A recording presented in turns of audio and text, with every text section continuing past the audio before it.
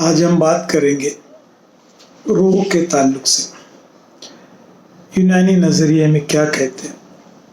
रूह यानी कि सोल, आत्मा। इसको आत्मा भी कहते हैं, सोल। अक्सर आप देखते हैं कि रूह के ताल्लुक से साइंटिफिक एस्पेक्ट में ज़्यादा स्टडी नहीं की या ज़्यादा उसकी इंफॉर्मेशन नहीं, एक लिमिट से ज़्यादा नहीं जा पाए, क्योंकि वो सबसे एक लतीफ़ चीज़ है। हम रूह के ताल्लुक से बहुत सारे गलत फहमियाँ उसके ताल्लुक से है। जो हमारी ये कंसेप्ट है रूह के ताल्लुक से, जो अच्छे खासा पढ़े लिखे लोग के अंदर भी रूह के ताल्लुक से कंसेप्ट क्लियर नहीं।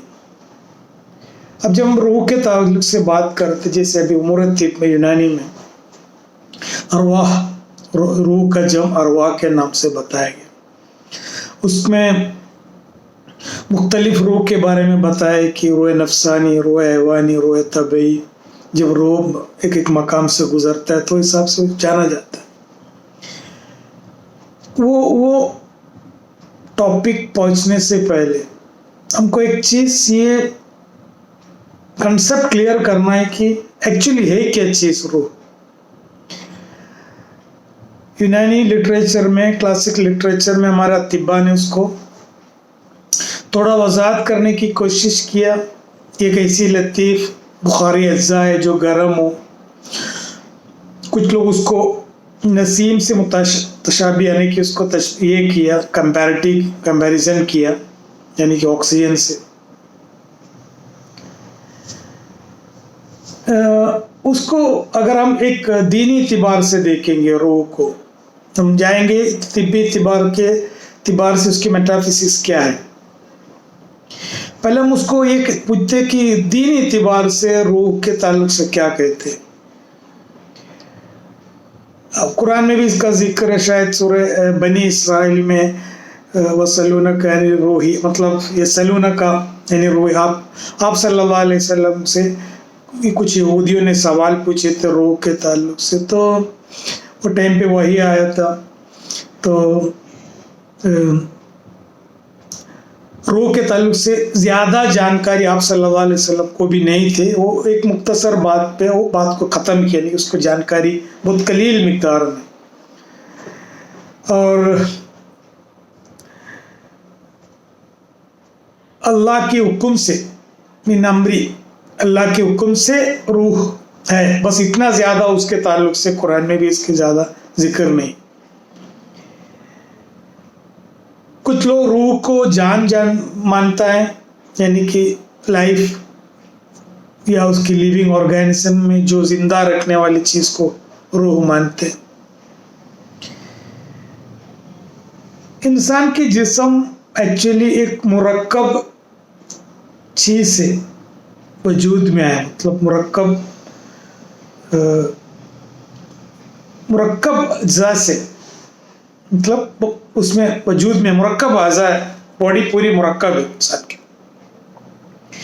एक है जिस्म, जसद, यानी कि जो हम जो देखते हैं इसकी एक सॉलिड, जो जामिद, जो मुंजमिद जो बॉडी है, फिजिकल बॉडी उसको कहते हैं। और एक होता है जान, जिसको हम प्राण भी कह सकते हैं, या जान यानी कि प्राण उसको ये कह सकते हैं कि जो हमको जिंदा रखने के लिए जो चीज़ की जरूरत है, इसको हम सेल्फ कहते हैं इसको।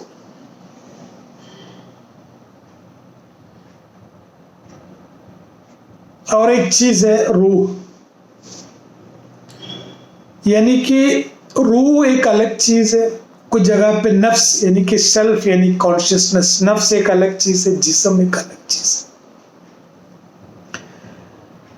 जिस्म यहाँ से हम लोग माकूल व मशरूब के ज़रिए दुनिया से खा पी के जो चीज़ हम बनाए दुनियावी तौर पे, ये इधर ही ख़त्म हो जाते हो। और एक होता है नफ्स, जो हमको कॉन्शियस रखता है, वो और रूह दोनों को अक्सर अच्छे अच्छे लोग, पढ़े लिखे लोग भी उसको एक मानता है, जबकि दोनों अलग चीज है। नफ्स को मौत हो सकता है, रूह को नहीं। इससे हम अगर कोई बोलते हैं हमने कि ली कुल्ली नफ्सिन ज़ाइक़तुल मौत, मतलब हर नफ्स को मौत का मजा चखना है, रूह को नहीं। रूह कभी खत्म नहीं होते, रूह अब्दी है। हम तफसील से उसके बारे में बात करेंगे। जैसे मौत हर दिन यानी कि रात में सोने के टाइम पे मौत, कभी कभी वफात का भी लफ्ज इस्तेमाल करते, दोनों में बाकी फर्क है वफात और मौत में। नफ्स वफात होना, उसमें रूह नहीं जाती, सिर्फ नफ्स चले जाते। जैसे हम लोग रात में सोने के टाइम पे ये दुआ करते कि अल्लाहुम्मा अस्लमतु नफ्सी इलैक, या रब मेरे नफ्स को मैं तुम्हारे हवाले कर दिया। यानी कि एक किस्म का वफात है, मौत नहीं, क्योंकि आदमी की रूह नहीं जाती इसमें। जब आप उड़ जाते तो उसकी नफ्स वापस आ जाते, यानी कि उसकी सेल्फनेस, उसकी कॉन्शियसनेस वापस आ जाते। और जैसे भी नबातात है या कोई दूसरे दीगर मखलूक है, उनके अंदर भी जान है, जिस्म भी है, रूह नहीं। रूह बेसिकली, रूह की जो मादियत के हिसाब से इसकी कैफियत देखेंगे, कैफियत के हिसाब से देखेंगे, रूह बेसिकली नूर से बनी है, क्योंकि अल्लाह ने रूह फूके आदम अलैहिस्सलाम के अंदर, वो रूह है। वो एक्चुअली नूर का एक अज्जा है, वो खत्म नहीं होते, वो फना नहीं होते। वो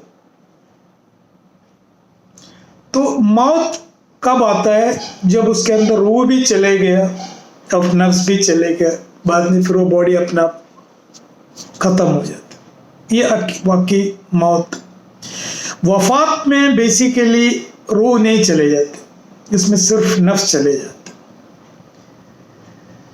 कुछ जगह पे उसको दोनों मौत और वफात को भी कुरान में जिक्र ऐसे साइमल्टेनियसली किया। समझने वाले को ज़रा गौर से अगर उसको गौर फिक्र करेंगे तो समझ में आते हैं कि हर दिन आपको फौत देता है, या हर जगह पे नफ्स की प्लूरल इस्तेमाल किया, अनफुसकुम। रूह का प्लूरल नहीं है, सिंगुलर है वो, कि सबका नफ्स अलग अलग है, रूह एक ही है। उसको समझने की एक ही आसान तरीका है, जैसे कि एक कंप्यूटर में, या समझे एक मोबाइल फोन में, एक मोबाइल फोन है, उसकी फिजिकल क्वालिटी जो अपनी जिस्म, और उसमें हम एक चिप डाल दिया, उसके अंदर सब कुछ है, नफ्स है वो। लेकिन जब तक वो एक्टिवेट नहीं होता वो काम नहीं कर सकता। तो रूह है वो वहीं से एक्टिवेट होता है, समझा? वो हमारी सिम रहे या न रहे, लेकिन वो एक्टिवेट करने वाले और एक्टिवेशन जो भी हो, जहां भी जिस चीज से वो चल रहा है, वो तो चालू रहते। तुम्हारी सिम कार्ड या मोबाइल रहे या न रहे, लेकिन वो एक्टिवेट करने वाले भी और वो चीज जिस टेक्निक इस्तेमाल कर, वो है दुनिया में। इसीलिए कहते हैं कि आलम अरवाह में पहले से सबकी रूह मौजूद थे। आदम अलैहिस्सलाम से लेके क़यामत तक आने वाले सबकी रूह आलम अरवाह में मौजूद है, यानी कि वो एक्टिवेटर मौजूद है। जिसका एक्टिवेट करना, जिसका इनएक्टिवेट करना, वो उधर से आता है। रहा नफ्स तकलीफ में आता है, नफ्स को ही तकलीफ होता है ज्यादातर। जब आदमी कोई चीज करता है, कभी कभी उसको नफ्स के थ्रू उसको तकलीफ होता है कि वो हवा से खमसा बातिना के थ्रू नफ्स हर चीज को महसूस करता है। और यहाँ तक कि जो क़ुव्वत लामिसा अगर नहीं है तो कभी कभी आपको दर्द के एहसास नहीं होगा, या कोई देखने या सुनने या जो भी हवा से हमसा बातिना के थ्रू जो भी हम इदराक करता है उसके ज़रिए नफ्स को तकलीफ होता है। यहाँ हमारी सब्जेक्ट उसमें ज़्यादा उलझना नहीं, हम यूनानी इतिबार से रूह के ताल्लुक से बात करना चाह रहे, क्योंकि मैं इस टॉपिक को ज़्यादा इसलिए नहीं कहना है कि इसके बारे में ज़्यादा मालूमात किसी को नहीं है, क्योंकि सबसे लतीफ़ अज्जाए रूह, इसको आत्मा भी कहते। मरने के बाद में हम लोग ये कहते कि इन्ना लिल्लाहि व इन्ना इलैहि राजिऊन, तुमसे आके तुम में वापस। परमात्मा, खुदा को परमात्मा कहते, तमाम आत्मा को परम मतलब ऊपर है, परमात्मा है। तो कोई इंतकाल के बाद में कहते कि उनकी आत्मा को शांति मिले, ये रूह की बात है। अब वो मैं उसके दीनी एस्पेक्ट में नहीं जाना चाह रहा। इंतकाल के बाद में नफ्स चले जाते क्या, रूह चले जाते, बाकी कब्र में बाद में रूह आते कि ये सब बहुत सारे आप देखते हैं, उसके बारे में दीनी एतबार से बहुत सारे गुफ्तगू है, उस तरफ नहीं जाना चाह रहा। मैं इसको तिब्बी एतबार से रूह के ताल्लुक से थोड़ा डिस्कस करना चाह रहा हूँ, और इसको जो भी मैंने इससे पहले जो बताया ये मेरी एक सोच है, ये ज़रूरी नहीं कि वो कहीं लिखा हो। रूह बेसिकली उसकी जो मकाम है वो कल्ब है। कुछ जगह पे हकीम ने ये भी बताया कि रूह एक लतीफ़ हिस्सा है लेकिन वो गर्म भी है, इसलिए रूह निकल जाने के बाद में बॉडी अपना आप ठंडा हो जाता है। जब इंसान की नुत्फा यानी कि फर्टिलाइजेशन के बाद में हमल ठहर जाते तो जान आ जाते, वो 3 या 2-3 महीने के बाद में 40 डेज के 120 डेज के बाद में उसके अंदर फिर रूह फूकता है, फरिश्ता आके। रूह बाद में आता है, जान उससे पहले। तो जान अलग चीज़ है, रूह अलग चीज़ है, जिस्म अलग चीज़ है। नफ्स की पूरी मकाम दिमाग है, और रूह की जो मरकज़ है वो कल्ब है। इसलिए कुरान में भी ज़्यादातर रूह को तरजीह दिए, दिल को तरजीह दिए। दिमाग के बारे में कई जिक्र नहीं कुरान में, ज़्यादातर जगह पे रूह और दिल से ताल्लुक से उसका जिक्र है। ये जो रूह की मरकज़ कल्ब है, और ये पूरी बॉडी में सरायत करता है। इतना तो हुक्मा ने बता दिया, सबसे लतीफ़ अज्जा है, गर्म है। उसकी सबूत ये है कि वो जब आदमी की रूह निकल जाती है, उनको मौत वाक़ई हो जाती है। वफ़ात से ज़्यादा बेहतरीन टर्मिनोलॉजी है मौत। वफ़ात में कभी नफ्स बातिल होता है, मतलब चले जाते हैं, लेकिन रूह नहीं जाते वो, क्योंकि वापस आ जाते वो। कभी कभी मौत और वफ़ात, अगर कोई आदमी सोया हुआ है वो वफ़ात की हालत में, नफ्स की कभी नींद में भी उनको वफ़ात के साथ मौत आ जाता है, तो मुकम्मिल मौत कहते हैं इसको।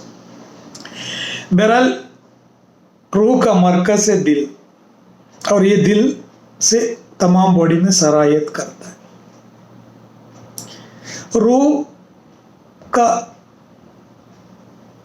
टेम्परामेंट है गर्म, सबसे लतीफ़ है। ये तो हम जाहिर सी बात है कि वो आपको समझ में आते हैं, रूह जाने के अंदर बॉडी कितना एक रूम टेम्परेचर में आ जाता है। अब ये रूह की जो चलन, मूवमेंट दिल से निकल के रूह हैवानी, जब जिगर में पहुँचते रूह तबई, जब दिमाग में पहुँचते तो रूह नफसानी कह के हमारे उम्र तिब में उसके ताल्लुक से थोड़ा बहुत वजाहत किया। इंसान की 3 लेयर में एक लेयर है फिजिकल, एक लेयर है जिस्मानी लेयर, जो खा पी के यहाँ से जमा किया और यहीं छोड़ के चले जाते, और एक इंटेलेक्चुअल लेयर है जो दिमाग से, जो हवा से हम सब बातिना के ज़रिए हमने जो भी जमा किया उसके आधार पर हम बात करते हैं। मेरी नज़रिया, आपकी नज़रिया, सबके नज़रिए अलग अलग। मैं जो चीज़ मेरे दिमाग में बना के रखी वो मेरी नज़रिया, इसको हम ईमान कहते हैं। आपने अपनी ईमान के हिसाब से अपने अपनी ये अकीदा, अपना अपना हिंदू अपने एक अकीदा लेके घूमते, मुसलमान अपने एक अकीदा लेके, क्रिश्चियन अपने आप को एक अकीदा, सब अपनी हवा से हम सब बातिना के जरिए जो भी उसने जमा किया उसके हिसाब से चलता है वो दिमाग, उसका कोई भरोसा नहीं, क्योंकि वो कभी धोखा दे सकते, क्योंकि दिमाग उस चीज़ के बारे में बताते जो उसकी खादिम हवा से खमसा बातिना, जो खादिम है उसकी सर्वेंट है, उनके थ्रू मिला, उनके थ्रू जो हासिल हुआ इंफॉर्मेशन को वापस रीप्रोसेस करके दिमाग अपने आप का काम करते रहते हैं। लेकिन थर्ड जो लेयर, इमोशनल लेयर, उससे कनेक्टेड है रूह, क्योंकि दिल से कनेक्टेड है। अब रूह से जो कनेक्टेड होती इमोशनल कनेक्शन, वो रूह की हरकत है, जो फीलिंग्स जिसको कहते हैं। जैसे कि किसी ने किसी से पूछा कि व्हाट इज लव, वो आपको कमियत के हिसाब से नहीं बता सकते, यानी यू कांट मेजर इट, तुम क्वांटिफाई नहीं कर सकते। व्हाट इज लव, गुस्सा या किसी को नफरत करना, प्यार मोहब्बत, ये सब चीज को हम तोल नाप नहीं कर सकते, वो कैफियत है, वो आप फील कर सकते हो। बाकी हर चीज को आप क्या कर सकते हैं, नाप के उसकी तूल अर्स अमक की सब चीज बता सकते। जैसे भी आपने खेला का है, खेले की टेस्ट अगर किसी ने पूछे बताओ, जब तक जो आदमी खेला नहीं खाया है, उसको खेले के बारे में कुछ मालूमात नहीं होगा, कितने भी इसकी लंबाई चौड़ाई कद सब बता, लेकिन जब तक आप उसको खाएगा नहीं तो आप खेले के टेस्ट के बारे में बता नहीं सकते। कैफियत है वो आपकी फीलिंग है, वो आपकी फीलिंग है वो। तो यहाँ जो दिल की जो कैफियत एक फीलिंग है, ये आप तोल नहीं सकते, नाप नहीं सकते, इसलिए साइंस वहाँ तक नहीं पहुँची। साइंस को हर चीज़ को प्रमाण पत्र चाहिए, क्वांटिफाई होना चाहिए, मेजरमेंट चाहिए, मेजरेबल होना चाहिए, तभी उसको साइंस मानते। इसलिए ज़्यादातर साइंस वाले भी ये रूह के मामले में, प्राण, ये आत्मा के बारे में ज़्यादा गुफ्तगू नहीं किए जितना मजहबी किताबों में या धर्मशास्त्र में जितना उसको जिक्र किया, बाकी कहीं नहीं उसको मिलता नहीं। अब ये है कि रूह का हरकत है एक्चुअली फीलिंग्स कैसे। हमने बताया कि रूह का मरकज है कल्ब। जब हम अचानक गुस्से में आते, तो गौर किया होगा कि गुस्से की हालत में बॉडी के अंदर पूरी की पूरी बॉडी गर्म हो जाती है और आदमी की चेहरा लाल और इतनी हरकत और लब वगैरह कांपने लगते गुस्से से। एक कैफियत देखो उसके अंदर। गुस्से की हालत में रूह कल्ब अपनी मरकज के बाहर के तरफ आ जाते। यह आदमी के लिए मुज़िर हो सकता है क्योंकि अपनी मरकज से बॉडी की बैरूनी तरफ आए, एक आग के जैसे। उससे बहुत तकलीफ हो सकती है उसकी दूसरी लेयर को, बॉडी को और इंटेलेक्चुअल, और क्योंकि उसको इंटेलेक्चुअल काम भी उसको कम हो जाता है। या अचानक आदमी बहुत खुश हो गया, अचानक एकदम खुशी, इतना खुश मतलब उसको रोक नहीं पा रहा। देखते कि अभी कभी हमने पढ़ा भी अखबारों में, जैसे क्रिकेट मैच देख रहे हैं, अचानक हारते हारते किसी ने सिक्सर मार के जीत लिया तो खुशी से अटैक आके मर जाते। व्हाट इज ये अटैक, खुशी से मर गए। खुशी में एकाएक यानी अचानक रूह कल्ब से बाहर की तरफ आ जाते, तो बॉडी गर्म हो जाता और दिल रूह से खाली हो जाते तो मर जाते। इस्लाम में मना है एकदम खुशी, एकदम एक्सट्रीम में जाना और गुस्सा सब। इसकी वजह यही है क्योंकि रूह को रोक के रखने की, उससे ज़्यादा रूह को अंदर ताकत आ जाता, बदन कमज़ोर हो जाते, रूह को होल्ड नहीं कर पाते, चले जाते। और खुशी में एक मुसर्रत खुशी में हल्का सा आदमी के चेहरा देखो कैसे एकदम रौनकदार, जैसे ऐसे लगता ना कि रूहानी या एक समझे एक अच्छे जो खुश आदमी, एक आदमी के चेहरे से समझ में आते वो आदमी खुश है क्या है। एक आदमी गम में, उसकी हालत में भी उसके चेहरे की कैफियत देखो। खुशी की हालत में रूह कल्ब से धीरे धीरे किधर आते, बैरूनी तरफ आते। गम की हालत में ऑपोजिट, रूह बैरूनी सतह से अंदर की तरफ चले जाते। तो चेहरे में एक मटियाली जो सबसे ज्यादा तफक्कुर या फिक्र में रहते, उनकी चेहरा देखो, गमगीन लोग का चेहरा एक ब्लैकिश, एक सर्द किस्म की चेहरा रहते। खौफ खाना अचानक, जैसे खुशी के एकदम ऑपोजिट एक कैफियत है खौफ, एकाएक डरना। तो पूरी पेरिफेरल एरिया में जितने भी बैरूनी सतह की जो रूह जो सरायत कर रहे, वो तमाम की तमाम रूह जाके छुप जाते कल्ब के अंदर, और इतनी वोल्टेज एक साथ अंदर चले जाते तो भी आदमी खौफ से भी आदमी मर जाते। खौफ की हालत में देखेंगे उनके हाथ पैर कितना ठंडा हो जाता है। जब आप सल्लल्लाहु अलैहि वसल्लम गारे गिरा में जब जिब्रील अलैहिस्सलाम को देख के और वापस आए घर से, बीवी से बोले कि ठंडी से इतना, ठंडक से इतना कांप रहा था, दो चादर डालने के बावजूद भी कि ठंडक खत्म नहीं, क्योंकि ठंडक रूह अंदर चले गए, डर से छुप गए। फिर हम लोग क्या करते, डरे हुए आदमी को पूरा हाथ पैर गर्म करते, उसको मारते, मालिश करते, उसको वापस उसको उस हालत में लेके आने की। तो यकायक रूह बाहर आना, मौत हो सकती है। यकायक रूह बैरूनी सतह से कल्ब की तरफ आना, ये भी मौत, इससे भी वाकई हो सकता है। तो दोनों हालत में एक एक्यूट कंडीशन, एक हार्ट कंडीशन है कि भी रूह कल्ब उसको बर्दाश्त नहीं करते। एकाएक खाली होना भी रूह बर्दाश्त नहीं करते। तमाम जिस्म की रूह एक साथ जाके कल्ब में जमा होना, वो भी कभी कभी दिल उसको बर्दाश्त नहीं कर सकते। ये दोनों हालत में कार्डियक अरेस्ट यानी कि अटैक होने के चांसेस ज्यादा है। दूसरी कैफियत है शर्म। शर्म की हालत में आप देखा है कि कभी कभी पेशेंट बाहर आके देखते, फिर चुप जाते, फिर बाहर आते, फिर उन्हें की कभी रूह वापस जाते बाहर की तरफ, फिर अंदर आ जाते, फिर बाहर आते, फिर अंदर आ जाते। मतलब एक कश्मकश की हालत रहते, जिसको शर्म यानी कि लज्जा रहते। ये सब चीज रूह की हरकतें, और एकाएक अगर रूह चले गए तो फिर बॉडी ठंडा हो जाता। अब इस रूह की तस्कीन बहुत सारी चीज से है, इसलिए इस्लाम में एक्सट्रीम खुशी मनाना मना है, क्योंकि इस्लाम एक मजहब नहीं, इस्लाम एक साइंटिफिक, एक क्या बोलते हैं उसको, एक पैरामीटर है या एक कैटलॉग है इस्लाम जीने की। हमने उसको मजहब बना डाला।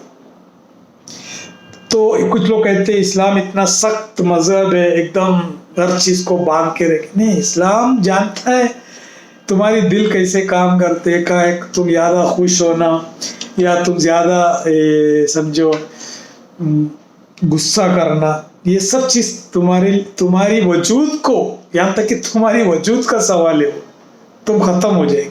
लेकिन तुम नहीं जानते, तुम जानते कि इस्लाम में इतना खुशी मना क्यों, कोई मजहब में इतना नहीं, खुशी मनाने में क्या जाता है। खुशी सब हिसाब से रखो, समझा। एकदम जोर जोर से हंसने से अच्छा है कि तुम सारे मुस्कुराओ, उसमें एक तादील होता है।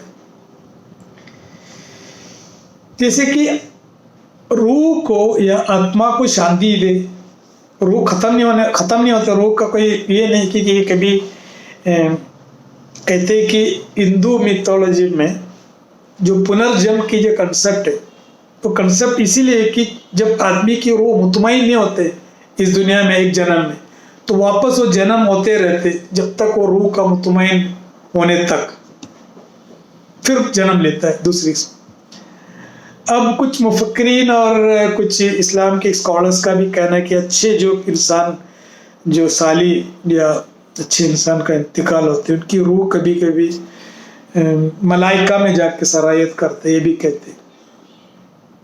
उसकी वजह उसकी जो मौजूदगी रहता है, कुछ लोग कहते हैं कि हम उसमें ज़्यादा उलझना नहीं चाह रहे, उसकी रूह अच्छी रूह है बुरी रूह। उन लोग कहते हैं कि अचानक कोई मर जाते वो इधर, या उसकी इतदाली हालत अगर अच्छी नहीं की कोई रूह इस दुनिया में जी के, तो उसकी रूह वापस कहीं अंदर डिपोजिट होती। ये उनकी कंसेप्ट है पुनर्जन्म की कंसेप्ट, यानी कि वो मुतदिल हालत अचीव नहीं की है, इसलिए उसको वापस, जब तक वो मुतदिल, हर बार वो जन्म होते रहते हैं।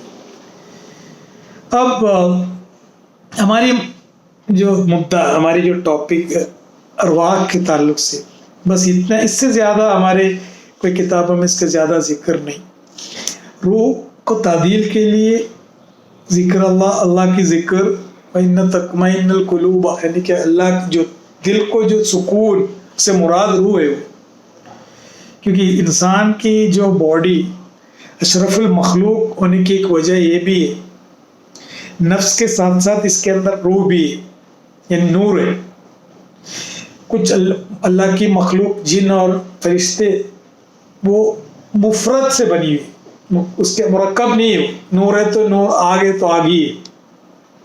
हम मुरक्कब से बनी हुई, इंसान कभी भी बदतर से बदतर जानवर भी बन जाते हैं, वही जिसके अंदर रूह है वो फरिश्ते भी बन जाते हैं। ये खासियत है इंसान के अंदर, ये दूसरी कोई जानदान को नहीं दी। अक्ल तो सब खुद ही है, छोटे छोटे जानवर को भी अक्ल दी, जो कभी कभी मैं समझता हूँ कि दुनिया में सबसे ज़ईफ तौर पे इंसान को ही बनाया।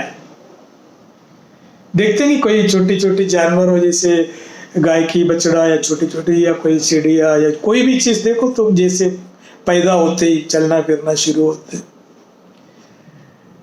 खाना पीना सब शुरू हो जाते हो पैदा होते ही। हर जानवर, हर कीड़े मकोड़े, इंसान को मुकम्मल होने में कुछ हासिल करते करते कभी कभी 20-25 साल लगते एक आदमी मुकम्मल होने में। सिर्फ फ़र्क ये है कि हमारे अंदर रूह जो है वो किसी के पास नहीं है। जैसे छोटे छोटे कीड़े मकोड़े को भी देखो, कभी हमसे ज़्यादा सलाहियत उनके अंदर है। कभी यहाँ एक पापड़ या एक शक्कर गिरा तो कितने दूर से मूंगी आ जाती है इधर, उनको कैसे मालूम पड़ा। कुत्ते को कैसे सूंघने की सलाहियत दी है। कुछ जानदार जो हम नहीं देखते वो देख सकते, हम नहीं सुन सकते वो सुन सकते। तो सबसे ज़ईफ मखलूक हम थे, लेकिन हमारे अंदर रूह आने के बाद में दुनिया में हम अशरफुल मखलूक बन गए। और वो इंसान कभी भी जानवर से भी गए गुजर हो जाते और फरिश्ते के ऊपर भी चले जाते। इसलिए आप जब आदम अलैहिस्सलाम को बनाया तो अल्लाह ताला ने सब तमाम फरिश्ते को बुलाया, बोला आदम अलैहिस्सलाम के सामने सजदा करने को कहा। सजदा हम किसके सामने करते? सबसे ताकतवर आदमी की, ताकतवर शेख के सामने, सिवाय इब्लीस के सबने सजदा किया। इब्लीस ने कहा कि मुझे आग से बनाया, मतलब मेरी जो अफसलियत है मैं ऊपर हूँ। आदम को मिट्टी से बनाया, तराब से, तीन से, उसकी दर्जा नीचे।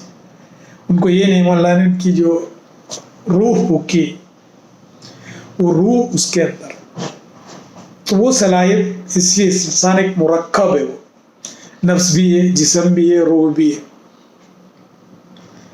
तो रूह को ऐसे जानने की कोशिश करो कि रूह एक अलग एक एंटिटी है, रूह कभी ख़त्म नहीं होता है। इसलिए मरने के बाद इसलिए कहते कि इन्ना लिल्लाहि व इन्ना इलैहि राजिऊन, वो ख़त्म नहीं होता, ये एटर्नल है, रूह एटर्नल है, वो उसको ख़त्म नहीं होता, वो जाके अल्लाह वापस मिल जाता। अब वो आलम बरज़ख में वहाँ रूह कहाँ रहते, आलम अरवाह में या रूह थे, ये सब मज़ीद बहुत सारे उलमा अपने अपने नज़रिए पेश किए। मैं उस तरफ जाना नहीं चाह रहा क्योंकि मैं उसमें ज़्यादा उसके ताल्लुक से मैं मजहूल हूँ, जाहिल हूँ उस मामले में। इसलिए मैं तिब्बी एतबार से हम इतना कह सकते हैं कि जितना हमारे तिब के इसमें लिखा है कि रूह की हरकत ही, तो थोड़ा सा मुस्कुराया करो। उसमें धीरे धीरे एक ये होता है कि मूवमेंट होता है, जैसे आदमी गम में रहते तो धीरे धीरे धीरे अंदर की तरफ रूह चले जाते और चेहरे की रौनक खत्म हो जाती। तो ये चीज़ हमको जानना चाहिए कि सब रूह की हरकतें, रूह को कैसे तादील किया जाए। इस्लाम में जो ज़्यादातर कुरान में जो जिक्र किया कल्ब से, वो ज़्यादातर एनाटॉमिकल कल्ब नहीं है, ये एक्चुअली वो रूह से कनेक्टेड कल्ब है। हमने एक चीज बनाया, वो अगर वो सही है तो सब सही है, वो सही है तो सब सही है। वो छोटा कर दिया, वो तंग कर दिया, वो काला कर दिया, ये सब चीज से मुराद रूह है, यानी कि कल्ब है वो। और दिमाग से दुनिया चलता है, दुनिया चलता है दिमाग से, क्योंकि दिमाग हर चीज को तोल नाप के नाम लिख के एक लेबल ही दुनिया है, उससे दुनिया मानता है और वो उसको मांगता भी है और उसको मानता भी है और उसी को ही जानता है, बाकी कुछ नहीं जानता। लेकिन कल्ब एक ऐसी चीज है, उससे हर चीज हम हासिल कर सकते हैं। इस्लाम दुनिया में फैलने की वजह कल्ब है, दिमाग नहीं। दिमाग से इस्लाम फैला नहीं, कल्ब से इस्लाम फैले। तो आइंदा भी वही है, जरूरत उसी का है। दिल से इस्लाम फैलेगा, दिमाग से नहीं। और दुनिया ये सोच रही है कि दिमाग से दुनिया इस्लाम को हराना चाहे, नहीं कर सकती, क्योंकि दिल से संबंधित हमारे सिस्टम, हमारी जो इस्लाम है। आप जानते जैसे कि यहाँ इस्लाम इंडिया में मालिकुद्दीनार के दौर में इस्लाम फैला, इसकी की वजह दिमाग नहीं था। जब मालिकुद्दीनार जब सोने से पहले ये देखते कि उसके अड़ोस पड़ोस में कितने घर ऐसा है जो 40 घर तक दिखता था कि कोई भूखा तो नहीं, उसका खाना खिलाने के बाद में सोता था। दिमाग से नहीं, दिल से। ऐसे इस्लाम फैला है। हम आजकल हर चीज दिमाग से, और दिमाग की ह्यूमिलिएशन, दिमाग से इंसान को एंगेज करके रखना चाह रहे दुनिया, खासतौर से मुसलमानों को।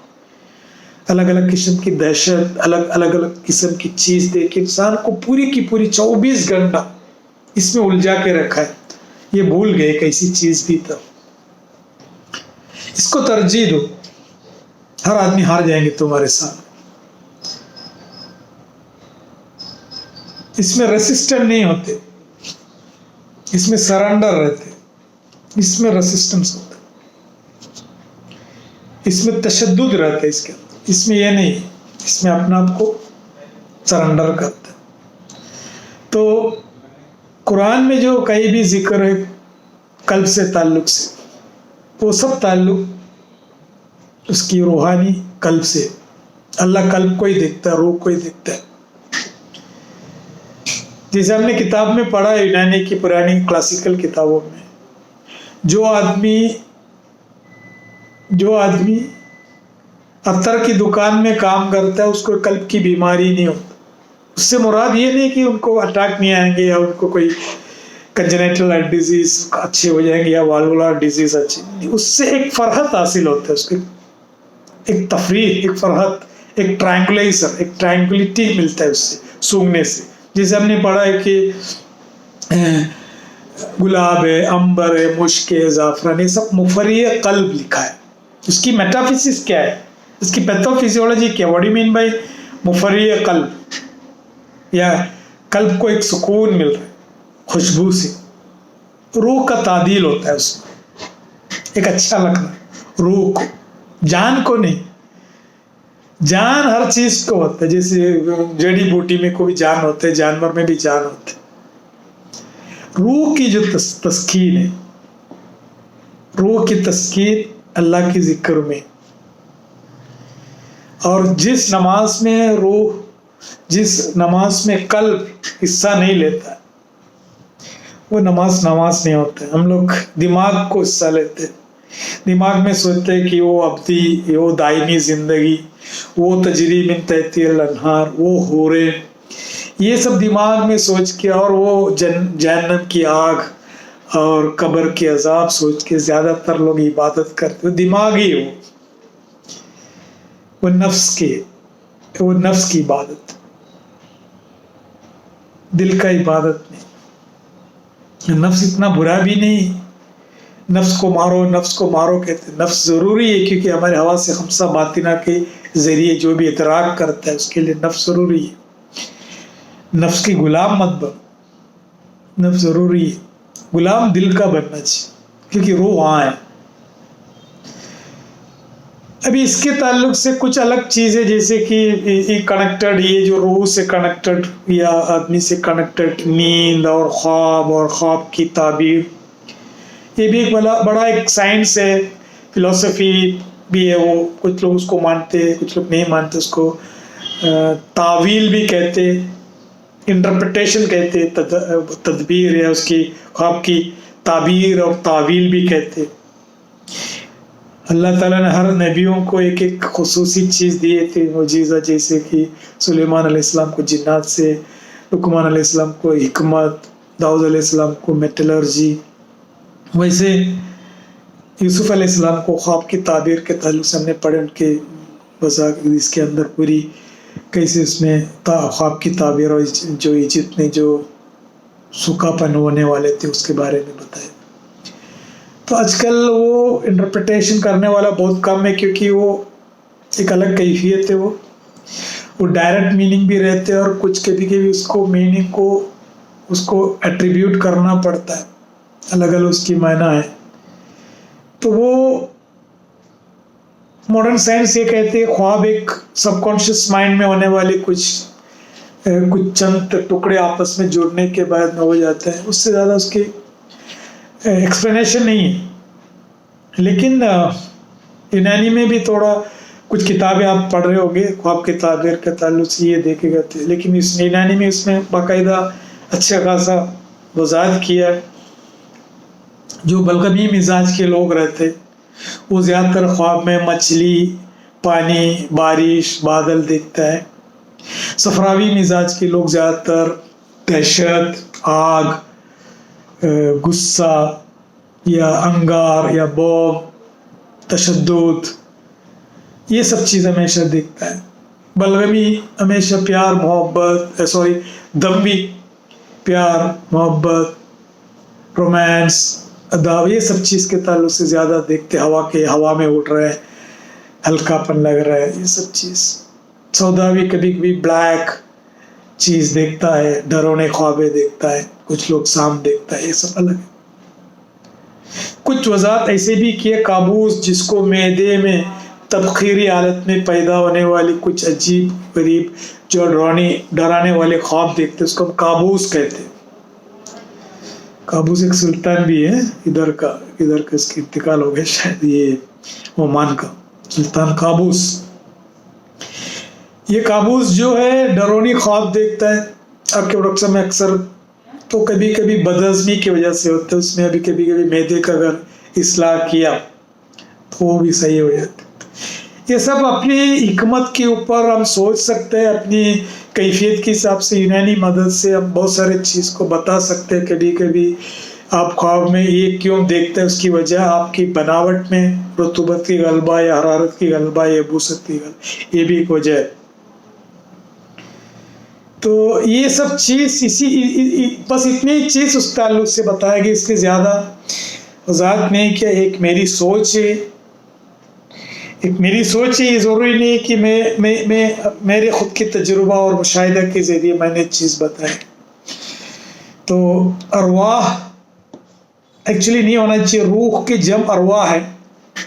मुख्तलिफ मकामात में रूह जाने के मुख्तलिफ नाम से वो रूह नफसानी, रूह ऐवानी, रूह तबई रखा। हकीकत में रूह एक ही है, नफ्स जमा है, प्लूरल है।